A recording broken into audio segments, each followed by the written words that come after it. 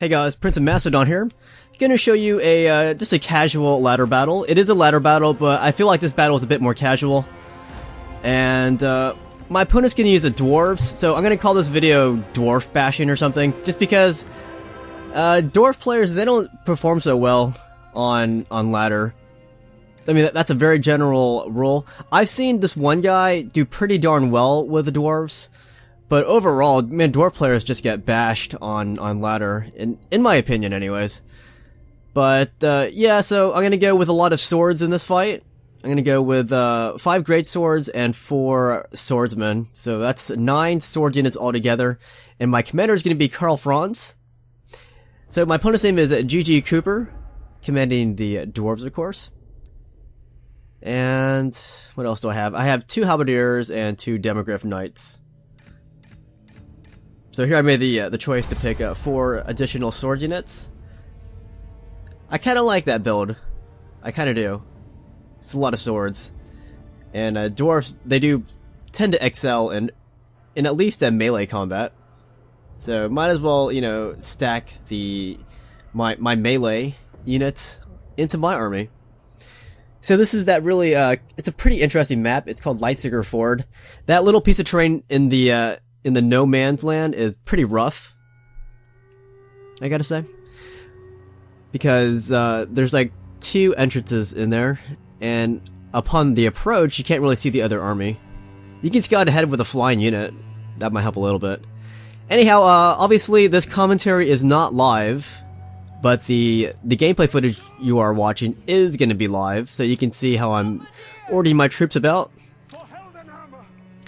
So what I want to do, I want to send my great swords and my halberdiers into the top of that plateau, and I'm sending my regular swordsmen down the other flank, and I'm gonna put my cav over here. I just wanted to hide them so that he doesn't see him right away.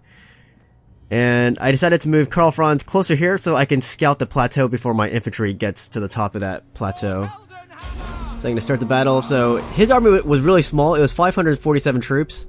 I was trying to guess why his army was so small.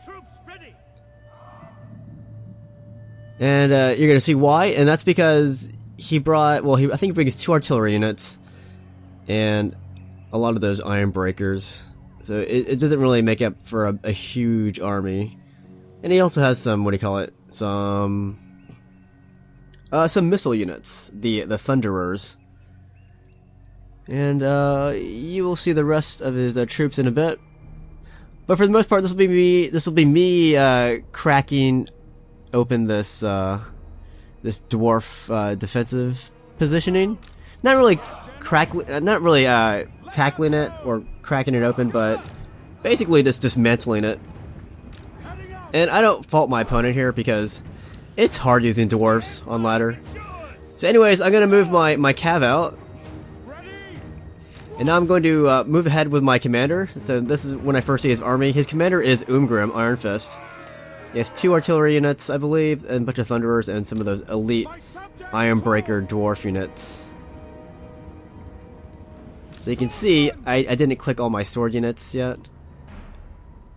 So some of them will get to that position later on. Oh wait, sorry. I did collect them there. I forget to highlight all the swordsmen later on. Sorry. Game lapse, memory lapse, or whatever.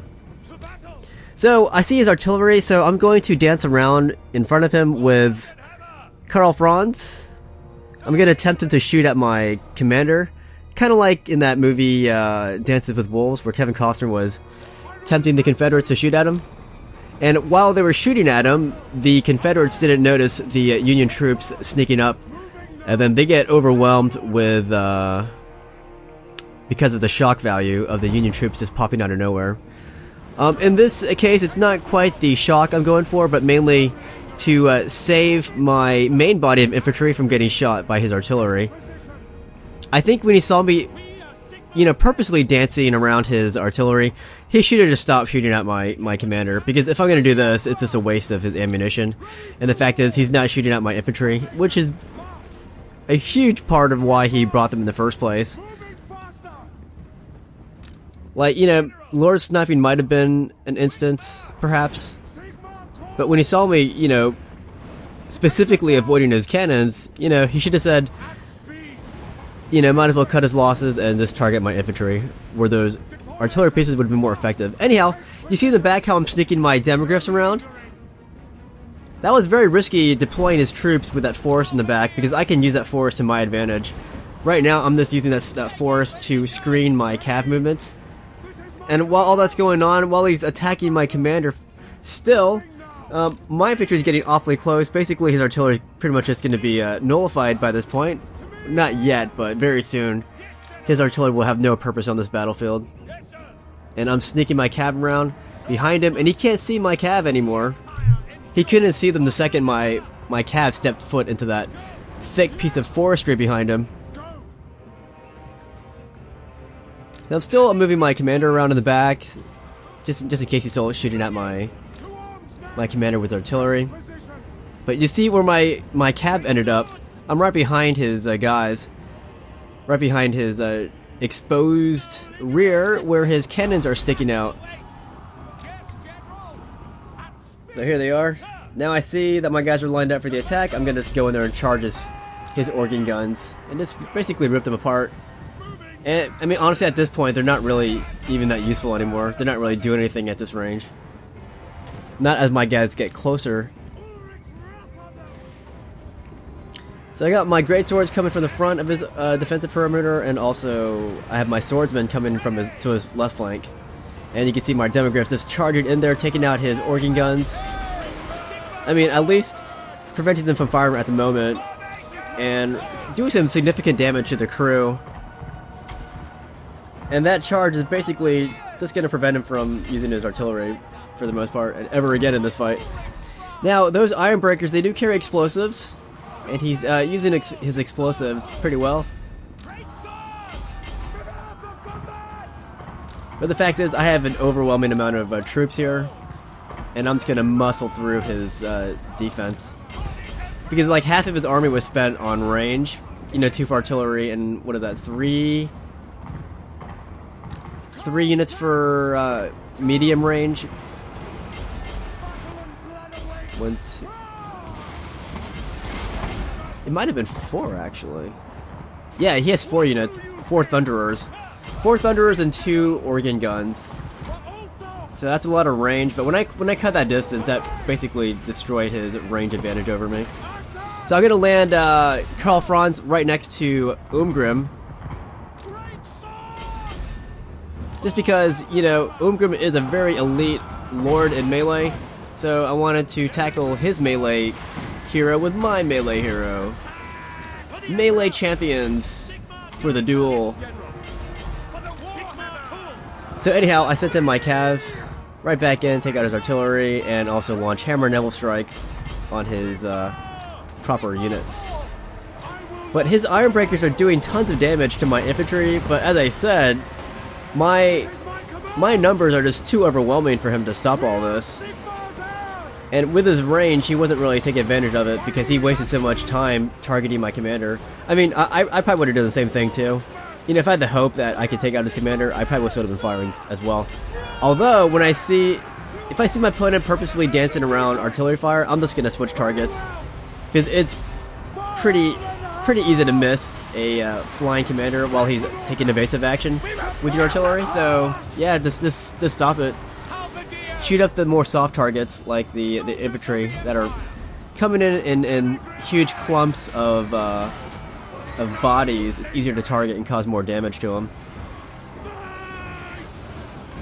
So his Thunderers are no longer useful anymore. They're basically fighting a melee fight. I mean, they're actually decent in melee fight, but the fact is they're not using their range anymore. I destroyed his range once I got close to his troops. And of course, once my demogryphs charged into the backs of his organ guns. Anyhow, both our commanders are pretty down in health. But once I kill his commander, which was now, I can just take off and just fly around picking my targets. And my opponent has lost the morale edge over my army. I think so anyway. Some of these dwarf armies, they actually fight better when they lose their commander. Or not better, but more desperately. So anyhow, this is really an offense versus defense battle. So it was a bit one-sided in this fight. But this is an example of, you know, how to attack a defensive position using the force behind him if he makes that mistake to screen your troops. Anyhow, good game to my opponent, and I'll show you my ladder really fast. It was number 63 here. Hope you guys enjoyed my ladder battles and my other battles too.